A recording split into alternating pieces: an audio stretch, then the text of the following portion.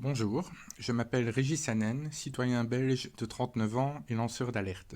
Je suis victime de harcèlement global depuis de nombreuses années, de harcèlement électromagnétique sous diverses formes et de gangstalking notamment. J'ai vu mes conditions de vie se dégrader fortement suite à des menaces reçues de la part d'une magistrate de Liège en 2018.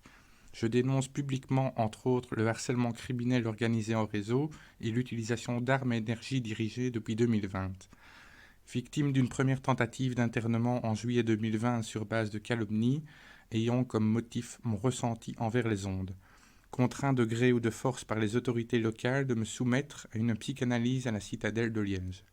Contraint par la suite à déménager et quitter la commune de Bassange, je me suis vu réorienté par les services sociaux vers un nouveau lieu de surveillance et de torture sur la commune de Dahlem.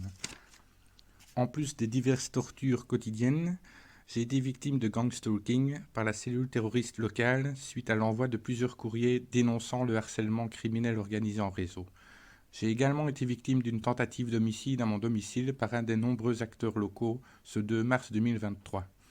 Suite à mon intention de déposer plainte auprès de la DJSOC, la Direction centrale de la lutte contre la criminalité grave et organisée, deux agents en civil se sont présentés à mon domicile pour soi-disant, d'après leur dire, m'entendre concernant cette agression. Une fois hors de mon domicile, j'ai été, avec l'aide de deux autres policiers locaux, directement menotté puis escorté jusqu'à la citadelle de Liège sans motivation précise, autre que des supposées calomnies dont je n'ai toujours pas pu avoir connaissance à ce jour. Après un bref entretien avec la psychiatre Dominique Lisin, j'ai été mis en isolement sous contrainte médicamenteuse. J'ai été transféré par la suite à l'hôpital psychiatrique Le Petit Bourgogne, où j'ai été retenu contre mon gré durant 99 jours, dans des conditions particulières, sous contrainte médicamenteuse et face à une justice à sens unique. La cellule terroriste locale en a profité pour m'expulser et jeter une grande partie de mes effets personnels.